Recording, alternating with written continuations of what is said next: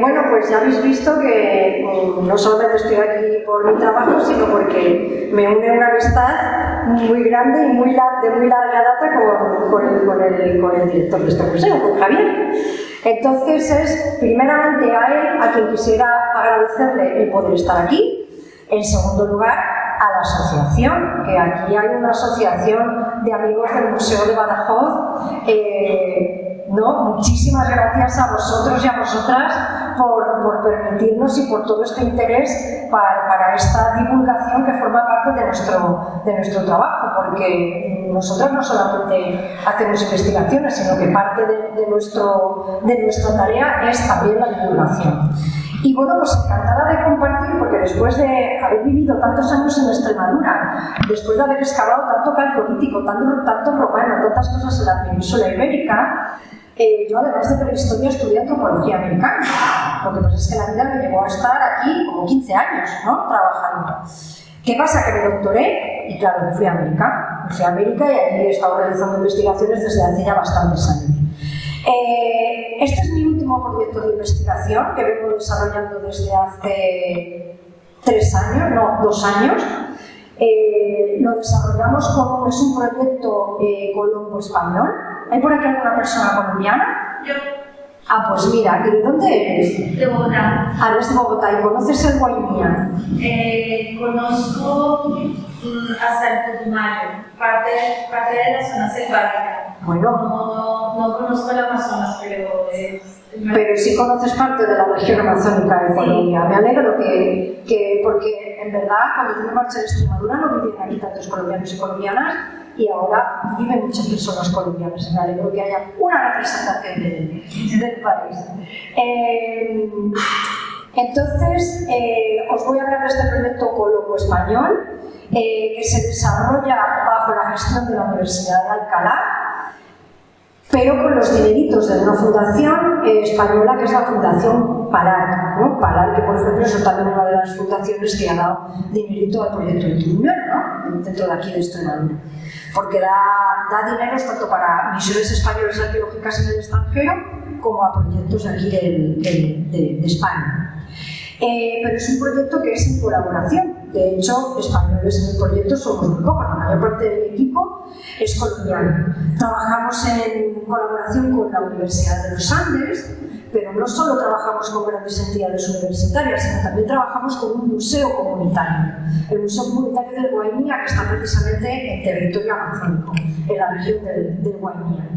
Y es precisamente gracias a la gente de la comunidad, a las comunidades indígenas con las que trabajamos, porque nosotros hacemos lo que se llama arqueología colaborativa, ¿no? Se puede decir arqueología comunitaria, arqueología colaborativa, es decir, trabajamos con las comunidades indígenas a la hora de desarrollar nuestro trabajo, gracias al cual a este trabajo colaborativo tiene sentido el trabajo que desarrollamos.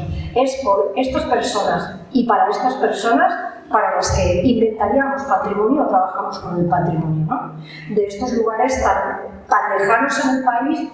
Y sobre todo, para que sepa un poquito de la historia de Colombia, claro, no ha habido un desarrollo de la arqueología tan amplio como puede haber en otros países, porque todo el mundo sabe que ha habido un conflicto, y sigue habiendo, ¿no?, un conflicto armado interno durante muchísima duración, lo que ha impedido que pueda haber acceso a estos lugares. De hecho, del lugar donde yo voy a hablar, no se puede llegar en coche. No se puede llegar en autobús ni en tren, solo se puede llegar en avión, ¿no? Entonces, para que veáis, os voy a poner ahora un mapito. Entonces, bueno, quería agradecer a todas estas instituciones y a la Fundación Palar. Y en segundo lugar, quería poner un poco el mapa, ¿no?, de dónde nos encontramos. Y dentro de lo que es el país Colombia, que lo podéis, bueno, lo ubicáis, ¿no?, al lado de Venezuela, al norte de Ecuador, al lado de Panamá, linda con Perú y con Brasil también, precisamente que tanta superficie de Colombia pertenece a la región amazónica. La región amazónica tiene parte de la cuenca del Amazonas, del río Amazonas, y parte de la cuenca del Orinoco, ¿vale? El río Amazonas es este más gordo que veis ahí, en el mapa amarillito. Uy, yo tengo aquí un puntero maravilloso. Es este de aquí, el río Amazonas, y este de aquí, que desemboca en Venezuela, es el río Orinoco. Pues toda esta área de aquí donde tengo yo el punto en la parte central, es la región amazónica de Colombia. Y precisamente donde está este cuadradito es donde nosotras trabajamos. Voy a hablar ahora de algunos de los que son actualmente los top 10 del arte rupestre en Colombia, porque seguramente habréis oído hablar de él, ¿no? Voy a hablar de 3 lugares. Por un lado, la Serranía de la Lindosa, la Serranía de la Macarena, el río Caquetá, que está más cerca de lo que conoce la compañera, y el Regular de los Atures, que está en el río Orinoco, que hace frontera, me había quedado pegada ahí, que hace frontera con Venezuela. Claro, cuando yo os enseño esto suena de algo. ¿Lo habéis visto alguna vez? No, cuando yo llegué a este lugar dije, ¿pero dónde quiero yo estudiar arte rupestre? ¿Dónde quiero yo estudiar arte rupestre? ¿Estáis viendo esto? Yo llegué y me puse a llorar, pero a llorar, mis compañeros me grababan, a llorar, porque me dio síndrome de Stendhal. Ese síndrome que te da cuando ves algo bellísimo, que a mí me da, creo que 4 veces en la vida, viendo Petra, cuando fui a Petra, cuando fui a ver los icebergs en Islandia, cuando llegué a este sitio y cuando vi la arquitectura modernista en Riga, que fui hace poco. O sea, 4 veces me da de la belleza que, bueno, este sitio es espectacular. Ya estáis viendo, y esto es un pedacito. La Serranía de la Lindosa se ha puesto de moda porque había sido un sitio que no se podía acceder porque estaba ocupado por la guerrilla. Ocupado y protegido por la guerrilla, porque muchos de estos lugares se protegieron de la extracción, se protegieron de ser destruidos gracias a que fueron protegidos. Pero ahora, después de la firma de los acuerdos de paz en 2016, ya los proyectos de investigación pudieron entrar a este territorio.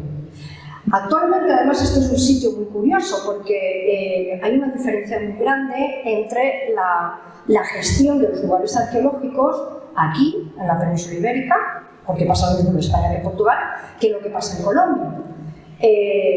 En Colombia y en muchos lugares de Latinoamérica, lugares arqueológicos pueden ser gestionados por las comunidades.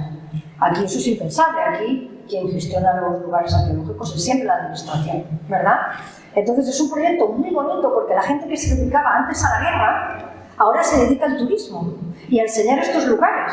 Es decir, yo siempre digo, el arte rupestre en este lugar del mundo ha servido como herramienta de paz. Y me emociona al decirlo porque de verdad que toda la gente que se dedicaba a la guerra, al cultivo de plantas ilícitas, ahora mismo una gente cocina, otra gente aloja, otra gente hace guianza, ¿no? Y se visitan 3 lugares con arte rupestres. Aquí tenéis, este lugar se llama Cerro Azul.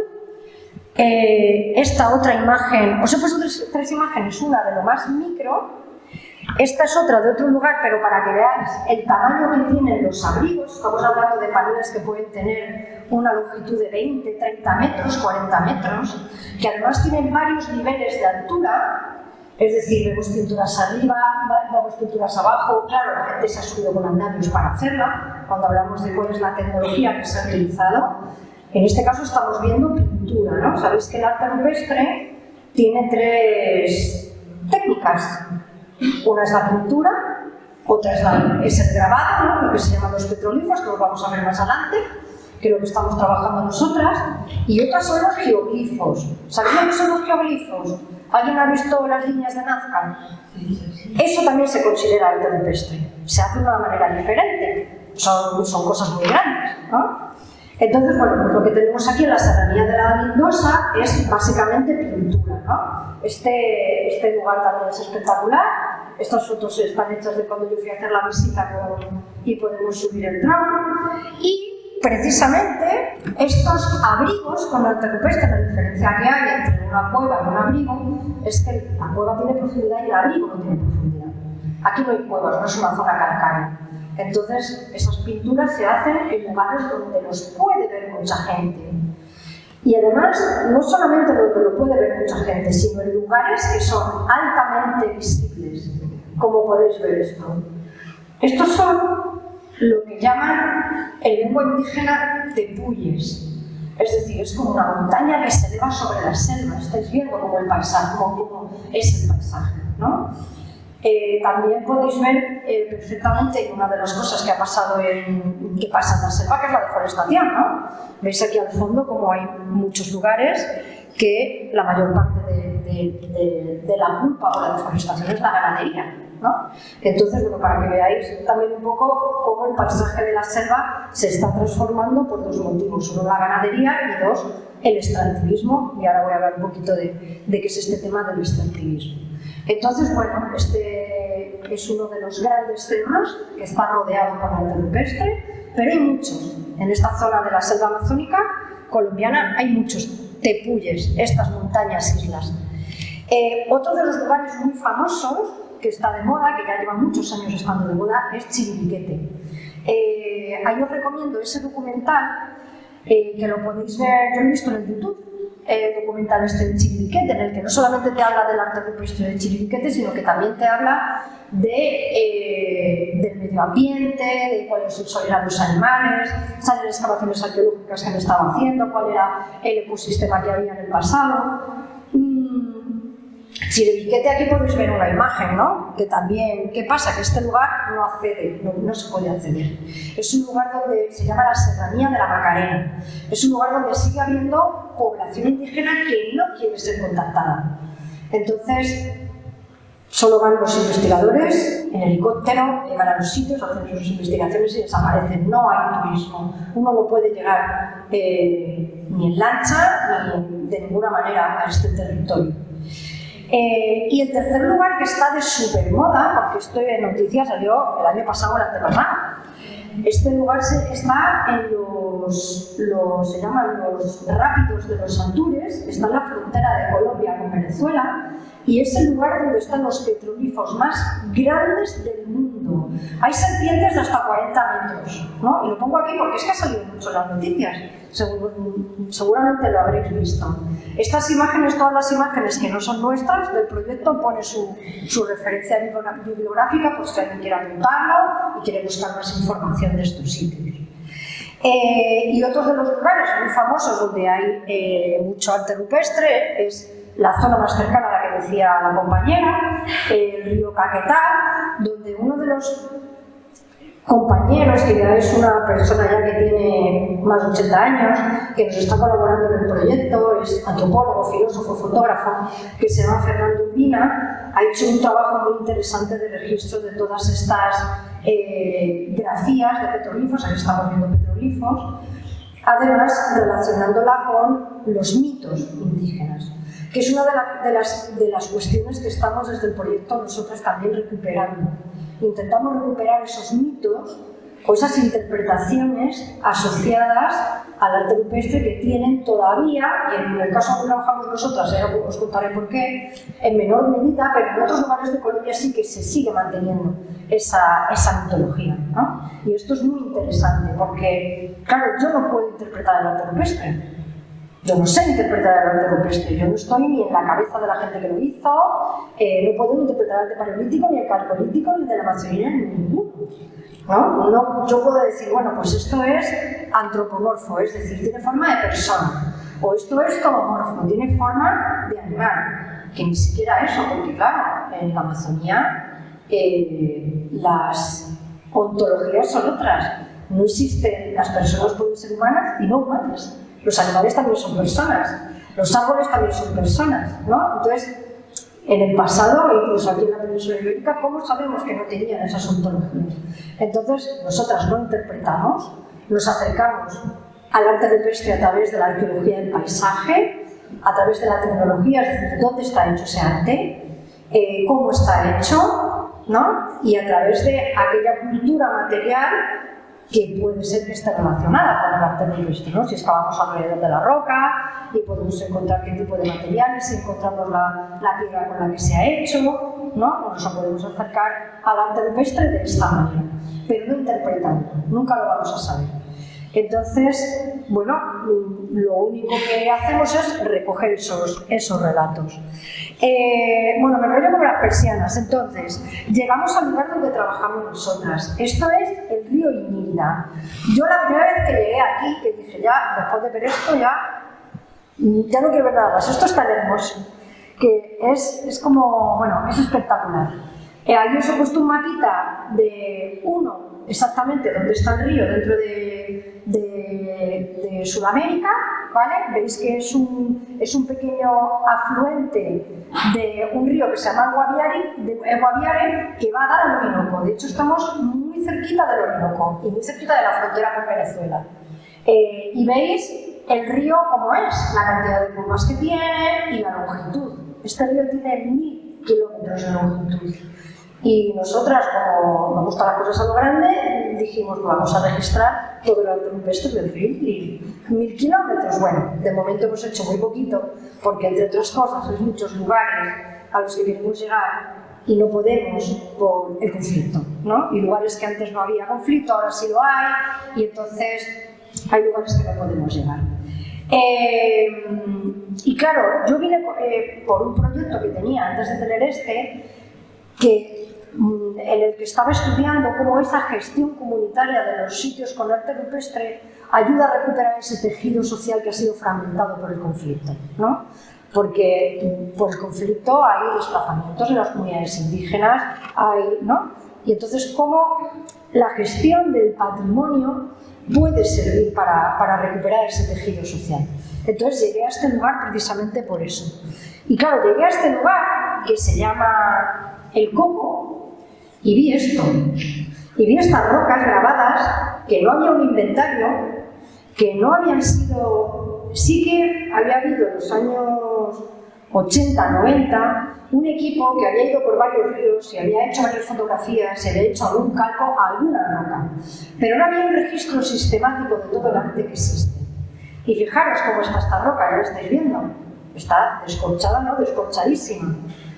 ¿Por qué? Porque todo el arte rupestre que estamos inventariando está la mitad del año cubierta por el río. El río Inírida llega a subir hasta 20 metros. Llega a subir una barbaridad. 20 metros no, creo que me he pasado. Pero una barbaridad. Entonces, el arte que estamos registrando es un arte que aparece y desaparece. Aparece y desaparece. Por eso solo podemos viajar a Colombia en época seca, cuando no está lloviendo, porque si no, cuando el río baja, porque si no, no podemos hacer el registro, ¿vale? Entonces os voy a hablar un poquito de este río. Es un típico río amazónico en el que a lo largo de todo el río emergen esto que yo os hablaba, las montañas islas, ¿no? Y precisamente cuando uno ve estas montañas, claro, uno piensa, este lugar es tan impresionante que tiene que haber sido un lugar significativo en el paisaje para la gente desde la prehistoria, desde la época prehispánica. Efectivamente, esta foto es de 1976, esta foto es del 2023, cuando fui la primera vez.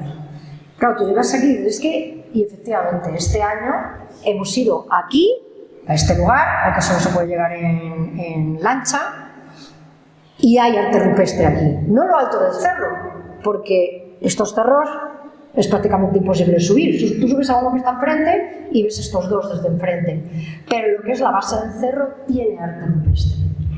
Entonces, claro, en el pasado pasaba exactamente lo mismo. Esa sensación de que este lugar es impresionante, este es el lugar de los dioses, ¿no? ¿Cuál es otra de las características de este río? No solamente que tiene estas montañas islas, no solamente están estas que se llaman los cerros de Mavecure, sino que hay varias más a lo largo de su recorrido, sino que es un río que está lleno de lo que llaman allí raudales, es decir, rápidos, con lo cual no es un río tan accesible, ¿no? Esto es muy interesante porque no es accesible ahora y no era accesible en el pasado. De hecho, para atravesar estos raudales uno tiene que sacar la lancha y volverla a meter al río, porque claro, no se puede pasar. Entonces, estos raudales yo creo que tienen mucho la culpa, nosotros que estudiamos la arqueología desde el paisaje, con que encontremos con que de una parte del río para arriba haya pinturas y de una parte del río para abajo haya grabados. Es decir, cambie la técnica, ¿no? Porque no son la misma gente quien los está haciendo, ¿vale? Es una de las interpretaciones que tenemos. Claro, y diréis, bueno, ¿qué pasó en época colonial? O sea, en época colonial no hubo aquí gente, aquí no llegaron los españoles, aquí no llegaron los brasileños, perdón, los portugueses, en toda esta zona, lo más cerca fue el río Orinoco, ¿no?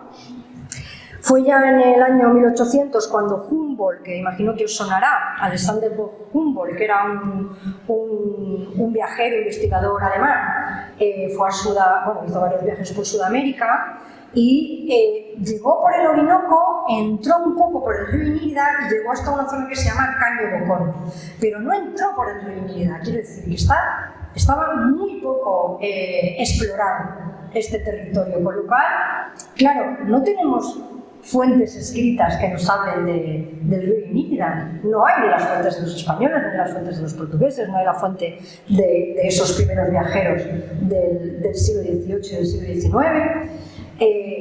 El que sí pudo entrar es un señor que se llamaba Hamilton Rice, que con esto de voy a explorar la geografía latinoamericana, voy a ver si veo caucho. Voy a ver si veo caucho y ahí empieza la gran época del extractivismo en la Amazonia. Me voy a buscar caucho, así disimulando que voy a buscar plantas y animales, pero a mí lo que me interesa, y por eso me pagan los viajes a Sudamérica, es para buscar caucho. Y los primeros aeropuertos que hubo a lo largo del río Inírida eran precisamente los que hicieron los norteamericanos en los años, cuando fue la Segunda Guerra Mundial, precisamente porque extraían el caucho para la Segunda Guerra Mundial, ¿no? Y fueron la primera vez que se hicieron pequeños aeropuertos a las orillas de este río, del río Inírida. Eso fue, que lo tengo aquí apuntado, la Rubber Development Corporation, ¿no? Que fue la que montó estos aeropuertos. Cuando Hamilton Rice llegó al río Inírida, había solamente población indígena, Nucac y Puinave. Vais a escucharme hablar nombres muy raros de comunidades indígenas. Los Nucac prácticamente han desaparecido. Ahora tenemos una variedad de comunidades indígenas muchísimo mayor que antes. ¿Por qué? ¿Qué es lo que provocó el extractivismo? No solamente del caucho, sino también del tigrillo, que es un animal del que cogían la piel, y actualmente del coltán, ¿no? Estos móviles que tenemos es porque están explotando el coltán, entre otros lugares, en el río Inírida, contaminando el agua, porque lo toman los peces los toman las personas. Hay oro. Eso es la pena que tiene este río, que también hay oro. Y de hecho, en muchas de estas balsas de extracción del oro es donde salen las piezas arqueológicas, líticas.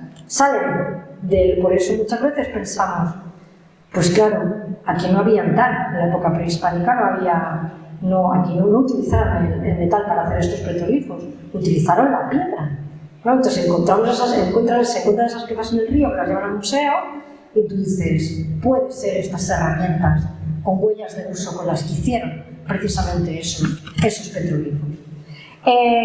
Después de Hamilton Rice, mucho después, por aquí pasó mucha gente, pasaron los caucheros, pasaron los brasileños que venían por el caucho, y en 1976, este señor del que os he hablado antes, Fernando Urbina, junto con un geógrafo que se llama Camilo,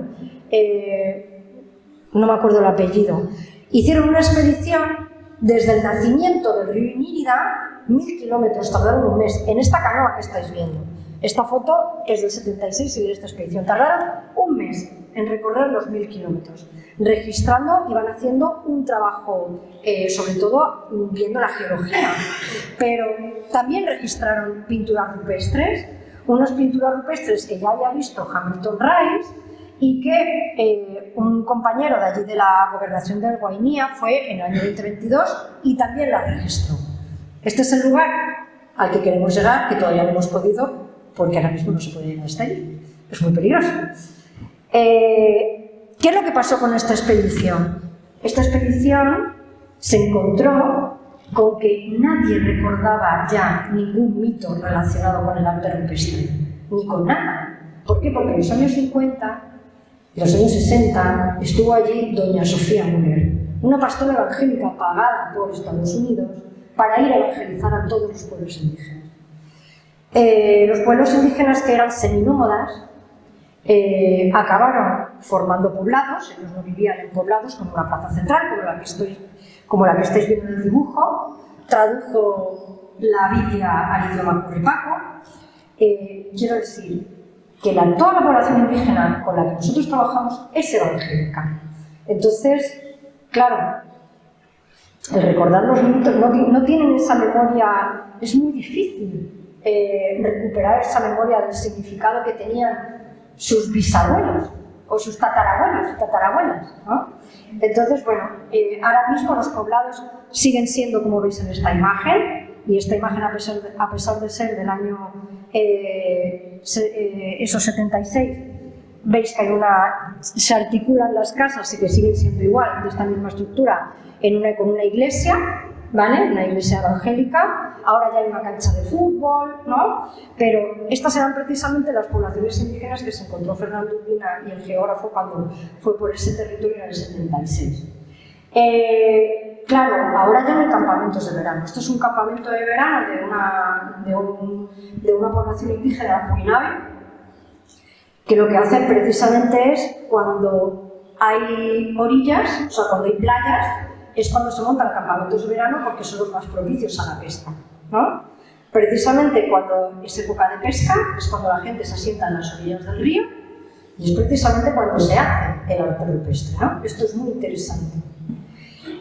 Actualmente la ciudad principal, y he puesto un poco esto sobre todo para contextualizar, es Puerto Inírida. Uno, para llegar a este territorio, coge un avión desde Bogotá y llega a este lugar, a Puerto Inírida, que es como una ciudad pequeñita en la que uno tiene de todo. Hay hospital, hay de todo. Mucho calor, muchos mosquitos, mucha lluvia tropical, pero para moverse solamente tiene una carretera que tiene, creo que 14 kilómetros, ya no hay más carreteras alrededor de Puerto Inírida. Entonces uno tiene que moverse, pues como se movía la gente en el pasado, en barca, a través de los ríos, en barcos. Uno se mueve en barco y así nos movemos nosotras cuando vamos a visitar los lugares, y este es el tipo de comunidades indígenas muy de poblados que va viendo uno cuando va montado en la barca, ¿no? Veis que se parece muchísimo a la imagen que hemos visto en el año 1976, ¿verdad? Es decir, sí que han desaparecido los mitos, sí que han desaparecido bailes, canciones, mucho patrimonio inmaterial, muchísimo patrimonio inmaterial, pero se sigue construyendo de la misma manera, se sigue comiendo de la misma manera, ¿no? Los recursos básicos de la alimentación son prácticamente los mismos, y ahora voy a hablar un poco de eso. Entonces, una vez que llegamos a este territorio, ¿qué es lo que hacemos? Lo primero que hacemos es que me quedo todo el tiempo pegada ahí. Es que tiene esto tiene unos velcros, y entonces se queda sí. Entonces, ¿qué es lo primero que hacemos? Pues lo mismo que hacemos cuando pedimos un permiso de excavación aquí o de trabajos arqueológicos. Hablamos con la institución de turno encargada. En este caso es el Instituto Colombiano de Antropología e Historia. Y les decimos, vamos a ir a campo, vamos a ir a hacer este trabajo. Pero aparte de eso, nosotros informamos a la comunidad. No vamos a ningún sitio antes de hablar con las comunidades. Entonces nos reunimos con todas las comunidades para decir, queremos hacer este trabajo, ¿qué os parece? Queremos hacerlo con vosotros y vosotras, queremos tal. Generalmente quien se reúne contigo en este territorio, la persona que manda se llaman los capitanes o capitanas, también hay mujeres capitanas, y nos reunimos para contar lo que vamos a hacer, y puede que haya comunidades indígenas que digan, no, ahí no pasáis. Perfecto, pues ahí no pasamos. A mí me da igual tener un permiso del ministerio, me da lo mismo. Si la comunidad dice que no se pasa, no se pasa. Y de hecho nos ha pasado, no queremos que registréis esto porque es un lugar sagrado. No queremos que lo registréis, no queréis ni que tomar un foto con GPS, ni que le podéis hacer una foto, pero por favor no lo difundáis. Yo no he traído aquí ninguna imagen que la comunidad no quiere que se difunda, ¿no? Un poco para que veáis que no es llegar y besar el santo. Quiero decir, a lo mejor estamos en campo 15 días y de esos 15 días trabajo de arqueología hacemos 6, ¿no? Porque el resto son reuniones con la comunidad, ¿no? Y socializar, ir a los colegios también, es decir, hacer formación también a la gente que está haciendo guianza turística. para que sepan qué es el arte rupestre, cómo se hace, de qué época es, ¿no? Ese tipo de cosas. Eso es lo primero que hacemos. Y lo segundo, nos movemos como se mueve la gente aquí, en lancha. Por eso os he traído estas fotos tan bonitas, que la mayor parte de ellas las ha hecho Boris Orjuela, que es un fotógrafo colombiano, pero en este proyecto de investigación también está otra compañera que vive en Mérida, que además trabaja en el proyecto que visteis la semana pasada, en Cortijo Lo Alto, ¿no? Ainara Cano también está trabajando en este proyecto y te hace unas fotos muy bonitas y un trabajo muy bonito. Entonces, claro, a todos los lugares llegamos acompañadas por la gente de la comunidad, no vamos solas, sobre todo porque es que el territorio es de ellos y ellas y los saberes los tienen ellos y ellas, ¿no? Y aparte que uno no puede andar solo por la selva, estáis viendo las imágenes, quiero decir, uno va en río, llega a los sitios, pero luego tiene que adentrarse en la selva y esa es la situación que hay en la selva. Lo mismo metes el pie y te hundes, te viene un cocodrilo y te come el pie, yo qué sé. ¿Me entendéis? Que es muy difícil trabajar en la selva, no he tenido ningún vídeo, pero es cansado. He puesto estas imágenes un poco anecdóticas, pero sí que claro, las condiciones aquí nos quejamos del calor con 40 grados, pero en la selva, por eso mucho tiempo uno no se queda. Yo no aguanto mucho tiempo, lo paso un poco mal. He traído esta imagen además porque uno va caminando por la selva y se encuentra a las mujeres con esta especie de mochila que veis aquí, ¿no? Eso se llama catumare. El catumare es una mochila que llevan sobre todo las mujeres y que la utilizan para llevar la yuca. Van a su tierra de cultivo, que la pueden tener a lo mejor a 2 horas caminando desde donde está su casa, y entonces le cogen los cultivos de yuca, que es un tubérculo, bueno, aquí en la yuca se conoce muy bien, y la meten en este canasto, que es un canasto que se usa desde... En el Museo de América hay canastos que son de época muy antigua, en el Museo de América de Madrid. Hay este tipo de catumares y todavía se sigue utilizando. Y se utiliza para llevar la yuca, que es la base actual y sigue siendo de la alimentación en toda la Amazonía, creo yo. Lo que se consume es la yuca amarga, y la yuca amarga requiere porque tiene cianuro, requiere de todo un proceso y un tratamiento, colarla, no sé qué, bueno, tiene un proceso muy largo, podéis ver cualquier documental de cuál es el procesamiento de la yuca amarga para poder consumirla. Y es como si fuera su pan, ¿no? Aquí le tenéis una torta, estas imágenes, mirad, estas imágenes son del año 76, las pusimos en una exposición que hicimos el año pasado en el Museo de América, en Madrid. Y esto es cuando comemos allí, pues siempre tenemos nuestra torta de yuca. Quiero decir que aunque han desaparecido muchas cosas siguen siendo como antes. Una vez que llegamos a los sitios, ¿qué es lo que hacemos? No hemos excavado, nosotros en el proyecto no hemos excavado, solamente hemos registrado el arte rupestre. Llegamos a la roca, se le hacen fotografías, se hace una ficha en la que apuntamos qué tamaño tiene la roca, cuál es la superficie que tiene de grabado la roca, si esa roca está mirando, el dibujo que tiene la roca está mirando el río o no, porque esto es muy importante, ¿no? De hecho, luego cuando veamos las conclusiones veremos por qué es importante. Se hace fotogrametría.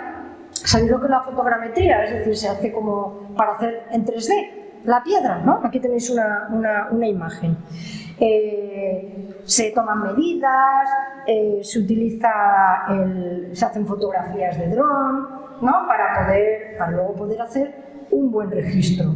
No solamente se registran esas figuritas que vemos y que ya estáis viendo que algunas pueden tener forma de animal, pueden tener forma de persona, de humano, pueden ser caritas, pueden ser elementos geométricos, cosas que una persona indígena te dice, pues eso es un caracol, y tú dices, pues yo no veo ahí un caracol, claro, ¿me entendéis lo que quiero decir? Pero hay otra cosa que registramos y es muy interesante, son estas marcas en forma de rayitas que aparecen en todos los sitios donde hay grabados. ¿Y sabéis lo que es? ¿Nadie se le ocurre que puede ser?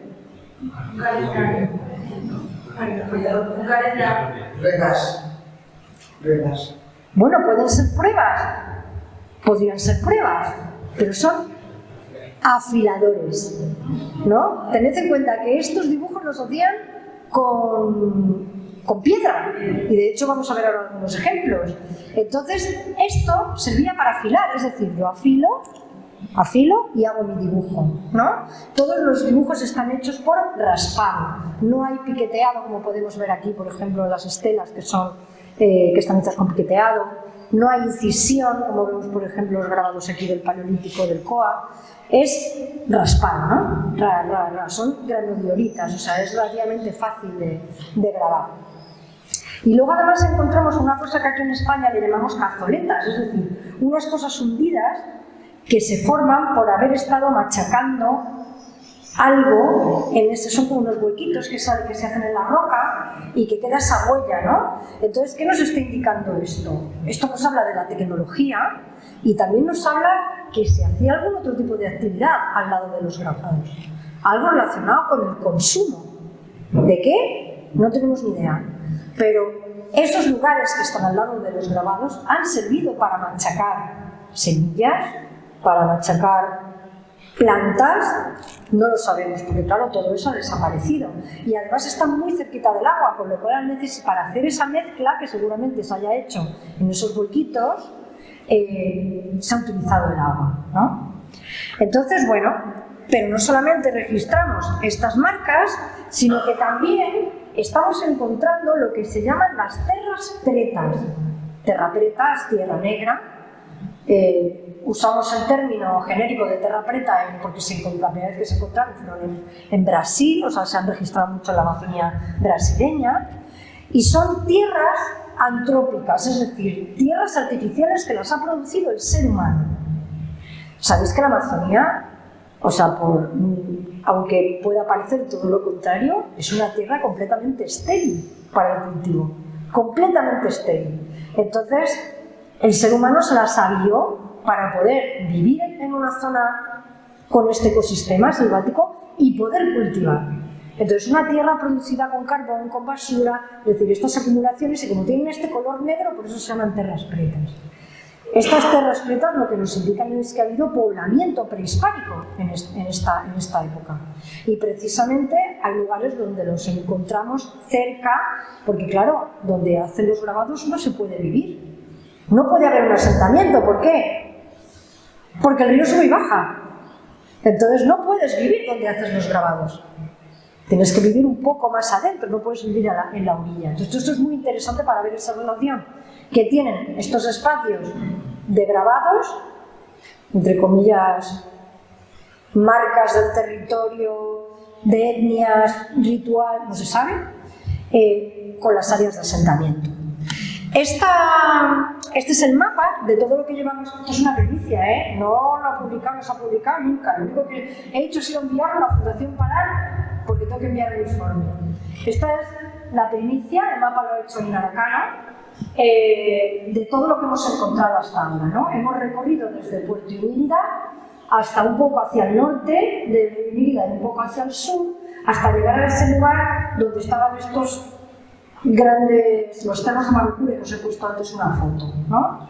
Entonces hemos registrado sitios con arte rupestre, hemos registrado sitios con terras pretas y también hemos colocado en el mapa aquellos lugares que nos han dicho las personas de allí, ahí hay arte, pero yo no lo he podido ver porque el río lo tiene tapado y yo cuando llegaba no sabía.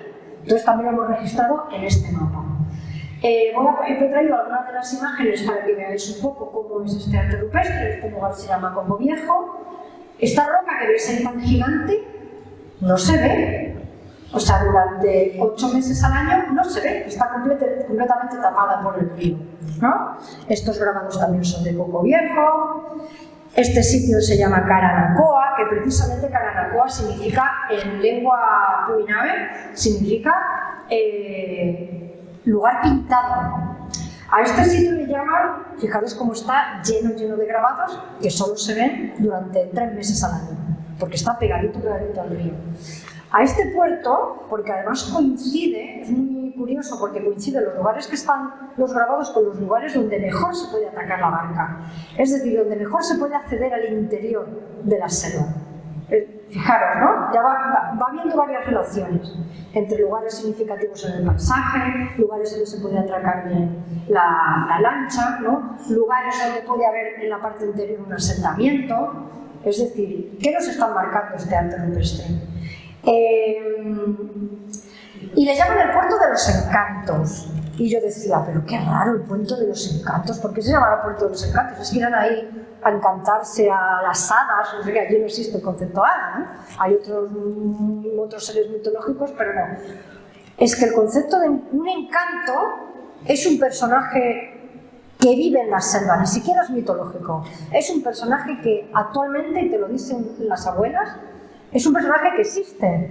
Los encantos son personajes que existen en la selva y que te pueden coger, y que te pueden llevar y que te pueden hacer enfermar. Hay una creencia de que si los niños no se limpian, no se lavan, en la población indígena se lava muchísimo, es gente muy limpia. Es decir, ese concepto de limpieza, de entrar al interior de la selva limpio, porque si no van a venir los encantos y te van... Bueno, esos son relatos que estamos recopilando, ¿no? Es muy interesante. Y precisamente a este lugar le llaman el puerto de los encantos. Bueno, esto se llama Caño Carbón, este sitio es espectacular. Tardamos en llegar hasta allí, bueno, fue muy difícil, lo pasamos realmente mal porque nos dijeron aquí mismo, sin agua, aquí mismo, eso fue... En fin, llegamos, al sitio llegamos, ¿no?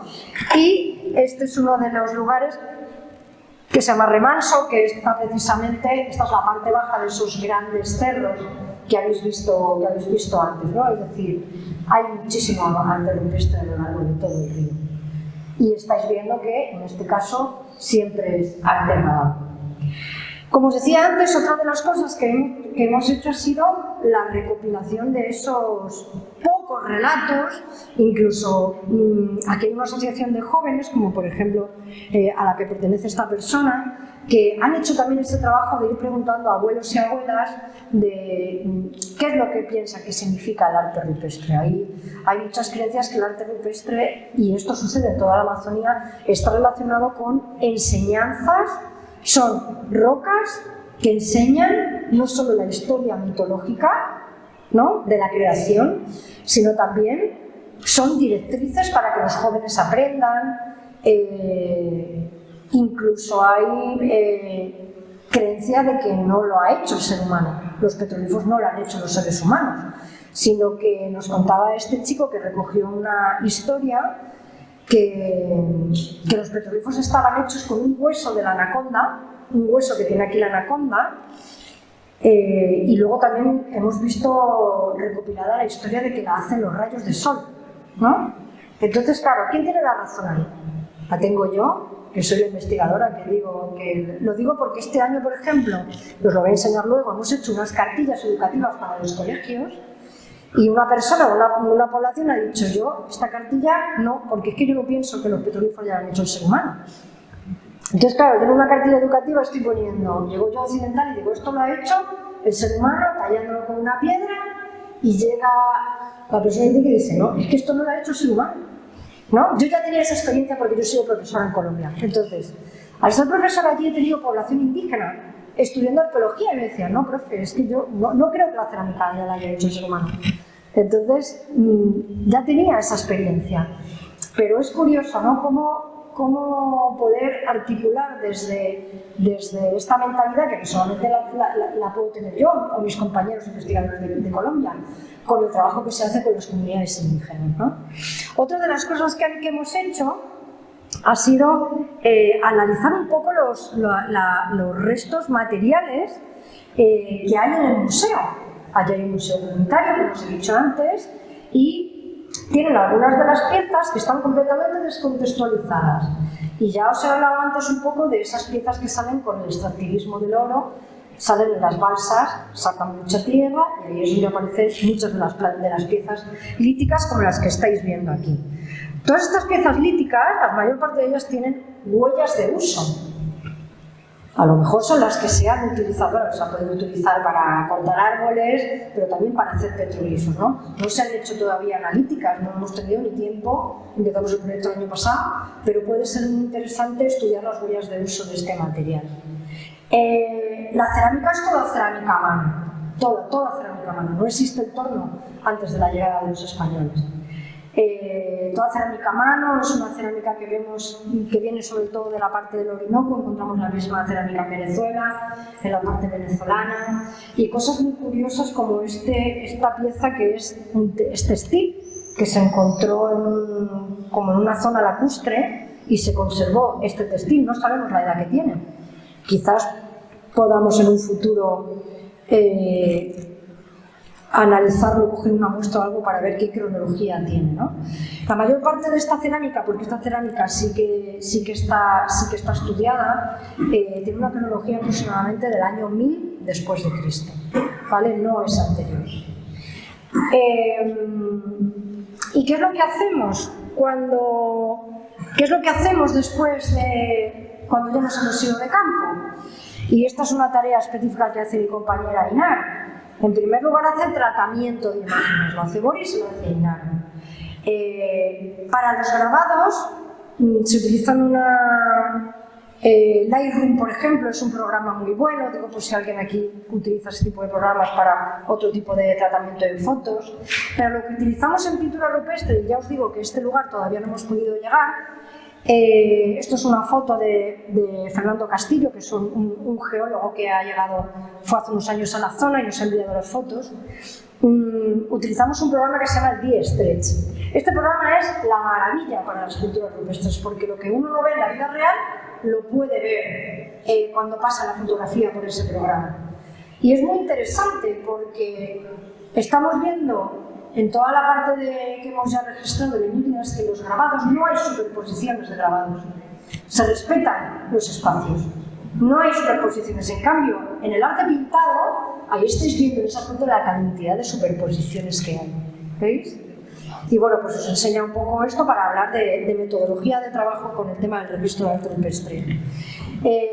Con esas fotografías y con esos tratamientos fotográficos lo que hace Inara son lo que llamamos calcos digitales, ¿no? Es decir, pasar esos dibujos al papel de esta manera. Se le coloca una escala para que uno pueda saber el tamaño real que tienen, y luego todo esto es lo que luego veréis en las publicaciones, en los libros y en los paneles de los museos, ¿no? O de las exposiciones. Y otra cosa que hacemos y que nos interesa muchísimo, bueno, esto se hace también sobre todo para estudiar bien las grafías, es decir, los dibujos. Y estudiar bien los dibujos nos ayuda a hacer comparativas con lo que pasa en otros lugares. Es decir, si yo veo este dibujo hecho aquí y lo veo 100 kilómetros más allá en otro río y lo veo 100 kilómetros más allá en otro río, quiere decir que son los mismos símbolos los que se están moviendo, es la misma gente, es la misma idea. Pasa que lo mismo en el Paleolítico. La manera de hacer las ciervas que tenemos en la parte de la cordillera del norte de España, en el Paleolítico se hacen las ciervas del Paleolítico de la misma manera, con 3 líneas, ¿no? Eso es lo que se llama bueno, no me sale la palabra, pero quiere decir que hay una manera de hacer las cosas, una manera de transmitir esos mismos dibujos que se está haciendo a través de los ríos en esta zona. Y también hacemos esta serie de mapas. Mira, aquí podéis ver, por ejemplo, cómo muchas de las piedras que hemos registrado están dentro del agua, en el mapa, ¿no? Porque, claro, hay muchos de estos mapas que se hacen con satélite, y si el satélite le hizo la imagen cuando el río estaba en época alta, pues el punto donde tú has tomado, donde está el petrolifo, está ahora mismo bajo el agua. Y lo que os decía, aparte de estos mapas, que es muy interesante, ¿están los petrolíferos a este lado del río o están en este otro lado del río o dónde están?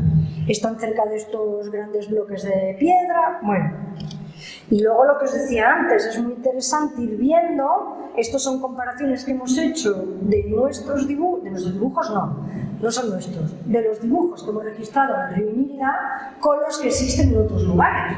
Sobre todo en la parte sur, vienen del Amazonas, hay una comunicación entre el río Amazonas y el río Orinoco que se puede llegar hasta Inírida desde ahí a través de lo que se llama el canal del Casiquiare.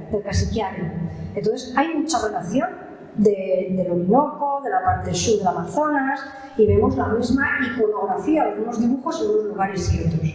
¿Qué significa? No tenemos ni idea, ni idea. Pero bueno, eso hay algunas poblaciones indígenas que dicen, no, esto es una representación de estrellas, esto es una representación de... Claro, yo aquí veo un oso hormiguero, ¿no? Esta imagen que estoy señalando. Pero esto, por ejemplo, dicen que son las Pléyades, las estrellas Pléyades, pero no sé, yo veo a lo mejor una palmera. Bueno, en fin, eso os quería decir con el tema de la interpretación. Entonces, bueno, esta imagen la he puesto un poco como para hablar un poco de cuáles son los resultados ya plenamente de la investigación académicos de este trabajo, ¿no?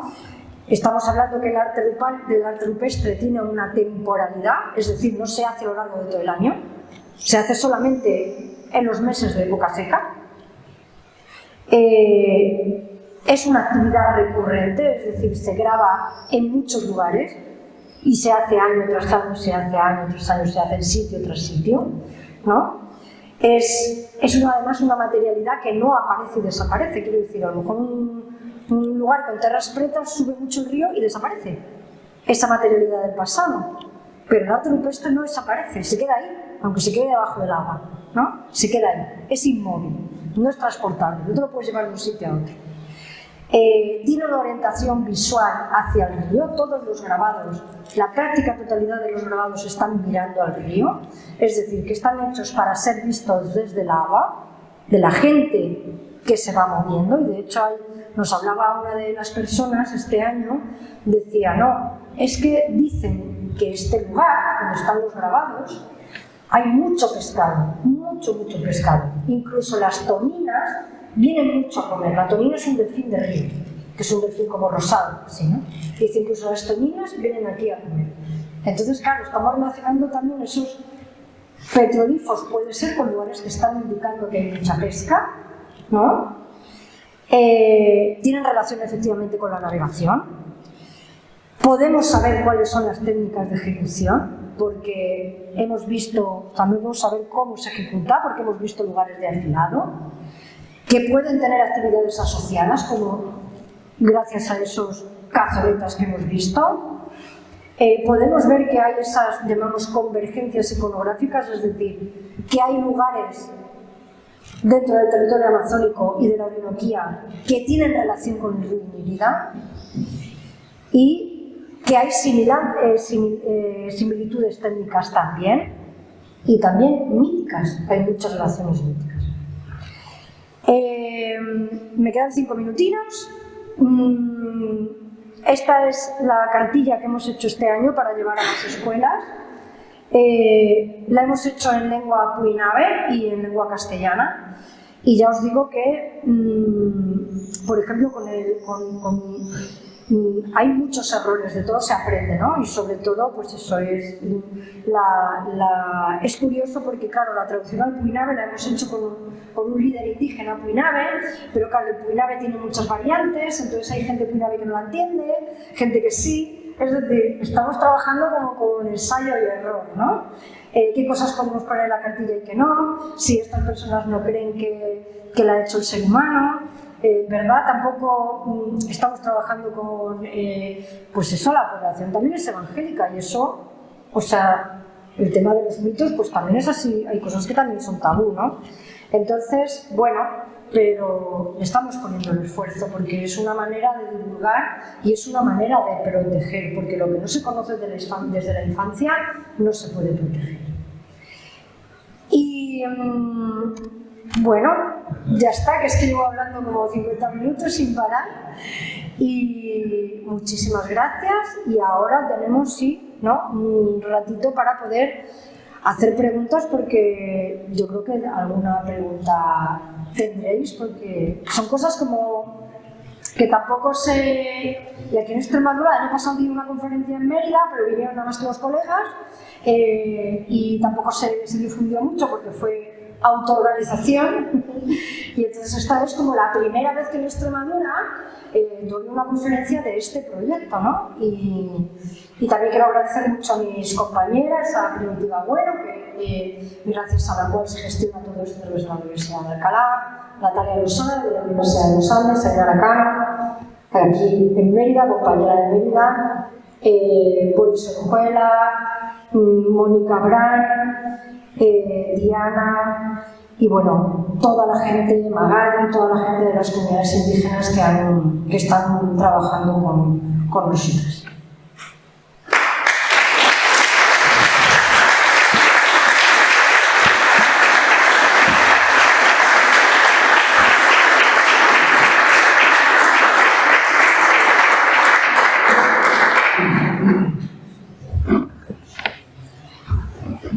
Carmen, muchísimas gracias. Mamen, ha sido un placer escucharte. Yo aprendo mucho. Me atreveré a decir que tengo más dudas casi que al principio. Casi me atrevo a decir que todos tenemos un poquito más de lo mismo. Antes de tomar yo la palabra y preguntar yo, que tengo más de preguntas, pregunto al público: ¿alguien, alguna cuestión, alguna sugerencia, alguna interpretación? ¿Qué natación pueden tener las pinturas antiguas? No tenemos ni idea, no lo sabemos. O sea, la cerámica que se ha encontrado en los años, porque recién hay unos compañeros que están excavando, que han vuelto ayer, o sea, unos compañeros de allí de Colombia, que han estado empezando a hacer excavaciones. Entonces, el año pasado hizo excavaciones un estudiante de la Universidad de Magdalena, pero no lo ha publicado todavía, en diciembre del 2025, y ahora recién el Instituto Colombiano de Antropología e Historia ha ido a hacer unas catas. Pero ahora, o sea, la semana pasada, estoy hablando de la semana pasada.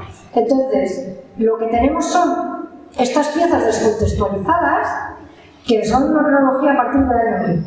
No tenemos de momento nada más antiguo. ¿Pero por qué? Porque no se han hecho excavaciones estratigráficas para saber qué tanta potencia tiene es decir, ha salido lo que está en superficie, ¿no? Pero no se han hecho excavaciones estratigráficas hasta, ya te digo, la semana pasada, que para conocer, para tener una secuencia cultural más antigua de lo que nos pueden decir estas cerámicas. Datar un petrolifo es muy complicado, prácticamente imposible, porque, claro, tú puedes decir, bueno, las pinturas, si están hechas con un material, bueno, ahora se están datando pinturas por estereotemas, ¿verdad? Que los estereotemas son estas capas de cal, ¿no? que tiene encima y se datan los estereotemas y se sabe que lo que está debajo es más antiguo, ¿no? Así se están datando las pinturas más antiguas del mundo mundial, que están en Indonesia. Pero si no tienen componentes orgánicos tampoco se pueden hacer dataciones por carbono 14, entonces los petrolifos es bastante... nosotros aquí ni siquiera lo hemos intentado el tema de la datación. Y no se pueden hacer excavaciones alrededor porque es agua. Entonces, o sea, quiero decir que no tienes cultura material asociada directamente a la mayor parte de los petrolifos, porque no hay sustrato, no hay un sustrato arqueológico. ¿Qué importancia le da la comunidad, la gente que vive cerca, qué importancia le da? ¿Lo consideran algo valioso, algo mítico, algo...? Ahora mismo, claro, tú ten en cuenta que desde los años 50 eso eran lugares ancestrales y muy importantes, o sea, lugares fundamentales como lo puede ser para un católico la iglesia, ¿no? O sea, lugares de creación, lugares de enseñanza, lugares donde han habitado los ancestros mitológicos muy importantes. A partir de la conversión, de los años 50, ahí la conversión no vino con los españoles, sino que vino con los norteamericanos. Claro, esos lugares dejaron de tener la importancia que tenían antes, ¿no? Ahora se está volviendo, hay muchos intentos de recuperación por parte de personas indígenas, no solo porque realmente creen que eso es importante, sino porque está yendo el turismo. Y esto es un recurso turístico también, pero sobre todo también porque sí que está habiendo intentos de que eso se recupere, sobre todo muchas cosas que está haciendo el Museo Comunitario. Pero en este lugar específico, te hablo de este lugar específico de Colombia, porque en otros lugares no pasa eso. Pero se está... ¿Y el turismo tú crees que afectará? Y el turismo, no hay un turismo masivo porque es un lugar difícil de llegar, solo se puede llegar en avión. No son baratos los vuelos de avión en Colombia, que lo sabe la compañera que viene de allí. Yo sí quería comentar que yo que viví en Bogotá, yo hace 25 años aquí, pero cuando yo vivía allí, pues en realidad no se tenía conocimiento ni de este tipo de lugares. Hay otras... ¿La escucháis bien? Hay otros asentamientos indígenas en diferentes zonas del país. Hay uno que está muy cerca, más o menos cerca de donde está, se llama San Agustín. No sé si has escuchado hablar de él. Sí, estamos en San Agustín. Sí, que es precioso y que hay una exposición impresionante, algo parecido a Machu Picchu, pero no en esas dimensiones. Y luego, en el norte, en la costa atlántica, pues está la Sierra Nevada de Santa Marta. Allí sí tienen pues toda una cultura muy mítica, es más, todavía llevan los atuendos de la época, el turismo que se hace allí, pues respeta mucho el medio ambiente, los habitáculos donde se hospedan, pues son bohíos que son como chocitas, han intentado mantener, pero eso es lo que más se conoce. Todo ese resto, por ejemplo, lo que tú has estado investigando, pues completamente oculto, completamente desconocido. Y una cosa que iba a comentar, cuando mencionaste la Sierra de la Macarena, que habéis escuchado hablar de un sitio que se llama Caño Cristales, que es un río de color rojo. Pues este río de color rojo está en la Sierra de la Macarena. Y como decía Carmen, allí no se puede acceder, es con permisos especiales y solo investigadores. Y una anotación importante, los sitios no los descubrimos nosotros. Los sitios no los descubrimos los arqueólogos y las arqueólogas, los sitios los conoce la población local de toda la vida.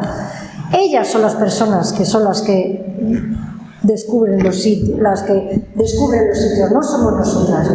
Además, si no fuera por la población local que nos ayuda, no somos nosotros que les ayudamos a ellas, no, somos ellos que nos ayudan a nosotras. Quiero decir, sí, a lo mejor para la ciencia o para... yo os lo descubro a vosotros, soy un medio, ¿no? Pero realmente son las poblaciones indígenas las que sí conocían estos lugares y las que conocen estos lugares de siempre. ¿Tenía una pregunta por ahí de Violeta? ¿Desde cuándo más o menos hay turismo en esa zona? ¿Por qué? Si está relacionado con nuestra investigación o no, y cómo se gestiona también ese turismo desde el punto de vista local. Turismo en la zona yo creo que hay hace relativamente poco, o sea, es que el turismo ya por muchos lugares de Colombia empezó a partir del 2016, cuando se firmaron los acuerdos de paz. Entonces, ahí es cuando empezaba a llegar el turismo a estos lugares tan lejanos. Uno, por el conflicto armado. Dos, porque os digo que un pasaje que en Colombia los vuelos internos son mucho más caros que aquí en Europa. Es una cosa, quiero decir, llegar hasta aquí, o sea, el billete de avión es 1 hora de avión. Es que no está tan lejos en avión, es 1 hora y pico en avión, 1 hora y 20 o así. Es que, no sé, nosotros nos hemos comprado unos billetes para ir a Toulouse en septiembre y nos cuesta 25 euros. Y este cuesta 200 y pico euros. Quiero decir que no son baratos los vuelos. Entonces, claro, tampoco va tanto turismo pero ahora va mucha más gente que hace 3 años y que hace 10 años y que hace, ¿no? Que era relativamente reciente. Y sí, son las comunidades las que hacen turismo comunitario. Aquí no llegan las grandes empresas a enseñar estos lugares. Y tú, por ejemplo, a los cerros de Mavecure, aquí, a este sitio, tú no puedes subir sin un guía indígena. No puedes. Yo tengo una pregunta alrededor de tu relación con la Guadalajara. Habéis empezado a Ay, no te entiendo. ¿Has hecho una norma arqueológica con respecto al petroglifo? Es que no te entiendo, no te he entendido. No te escucho, ¿no es que estás muy lejos? Ha estado establecido en el territorio, sobre todo por los proyectos fluviales de los petroglifos, ha tenido tiempo por ahora para saber también de conexión con la Escuela Navarra de Arqueología. Ah, ya sé quién eres. Que no te reconocía yo en la lejanía. De las islas gastronómicas. No. Y luego otra cosa. Una cosa muy parecida a lo que estáis trabajando, hemos trabajado nosotros ¿En Bolivia? No, nosotros de Ecuador. Ah, en Ecuador. Estamos con Galata. Y ha sido lo mismo que estaba comentando ahora mismo con la dificultad de zonas que estaban, en este caso, estaban militarizadas por la guerra de Venezuela, que se ocurrió en Ecuador. Y ahora se empieza a abrir. Y estamos intentando exclusivamente dedicar a lo que es el patrimonio aplicado al desarrollo de las comunidades, lo que estamos comentando muy recientemente, turismo comunitario y empoderamiento de la mujer. Entonces, tiene aquí ya en este momento la Confecoge, con lo que colaboramos. Con FECODE. Ejemplos de precisamente cómo enfocar el patrimonio, que puede ser, en este caso, ya que hemos trabajado en los oriente de Bolivia. Pero en este caso, de la Amazonía era la domesticación del cacao, que no fue ni en Mesoamérica, ni mucho menos, fue en Ecuador, en 5.500 años. Y son comunidades que están absolutamente depauperadas, sin ningún tipo de apoyo, pero desde el principio, ni administrativamente, ni central, ni regional, ni comarcal. Y el apoyo nuestro, como estaba también comentando, de que solamente la sensibilización con esas comunidades es súper básico, porque realmente lo que empiezan a proponer soluciones para ayudar al desarrollo de la misma. Y felicidades. Gracias. Es que no te había reconocido que estabas ahí súper lejos. Porque él ha trabajado también temas de arte rupestre en Bolivia, también. ¿Más preguntas? Bueno, Javi, te toca. A ver qué me vas a preguntar. Yo soy arqueólogo, he confesado y lo vuelvo a confesar mi auténtica ignorancia, pero como arqueólogo tengo que hacer una pregunta. Son muy dados a clasificar, a hacer tipologías, a clasificar, a comparar y a buscar paralelos. Entiendo, por veo que trabajar estrechamente con Mini Bueno, habéis llegado al punto, o no sé, unos objetivos, habéis llegado al punto de poder clasificar, de buscar paralelos, de encontrar similitudes, poder clasificar en función de lo que se ve en las manos o en los sitios. ¿Habéis podido ver si hay diferencias, semejanzas entre una zona y otra en función de la zona de representar o de los objetos representados? De momento no, Javi, es que estamos como, o sea, es la segunda campaña que hemos hecho. No nos ha dado tiempo ni gestionar todavía lo que han hecho las compañeras a principios de marzo, o sea, a finales de febrero, a principios de marzo. Entonces no hemos hecho, es lo que se llama análisis semiótico, es decir, analizamos qué hay en cada grafía, y si esa grafía se puede comparar con otra y si se pueden hacer clasificaciones. No hemos hecho ese trabajo. Lo haremos, sí. Lo haremos. Cuando llegue más dinerito. Es que, claro, estos proyectos, sobre todo que tienes que viajar tan lejos y que necesitan muchos recursos económicos para poder llegar a los lugares. En este caso hemos tenido financiamiento de la Fundación Palar. Ya veremos el próximo año. Eso nunca se sabe. Algunos petroglifos representados en la zona. ¿Sí podéis decir que son representaciones de animales que actualmente podéis identificar? Es decir, esto puede ser una tortuga, pero esto no puede ser. Sí, por ejemplo, ese oso hormiguero que yo te... Sí, puedes identificar uno que sea un pájaro, pero por ejemplo tengo compañeras, Natalia, que también trabaja en el Orinoco, Natalia Losada, que es de la Universidad de los Andes y está en este proyecto, y también está en otro en el Orinoco. Y ellos tienen hay allí unos lugares con pinturas rupestres que representan peces y están llegando a hacer clasificaciones taxonómicas de los peces que hay representados, ¿no? Y esto está publicado todo. Luego, las paredes de los abrigos de representaciones humanas. Sí. Claras. Sí. Con ¿veis la diferencia sexual entre algunas sí. Algunas sí. Sí. Sí. Párrafos, la vida diaria, Sí. actividades. Sí. En las pinturas sí, en los grabados no hemos visto escenas. Yo no identifico escenas, a lo mejor es una escena, porque por ejemplo esa roca grande que os he puesto al principio, le llaman que es la escena del látigo. Es decir, es una escena de un momento en el que se enseña a los jóvenes una serie es una ceremonia de aprendizaje de los jóvenes que pasan a la edad adulta y se llama la ceremonia del látigo. Y la interpretan así, como la ceremonia del látigo. O sea, es una escena, pero yo no veo una escena, yo veo cosas así, ¿sabes? Que yo pueda decir esto es una escena, en las pinturas sí, pero en los grabados no.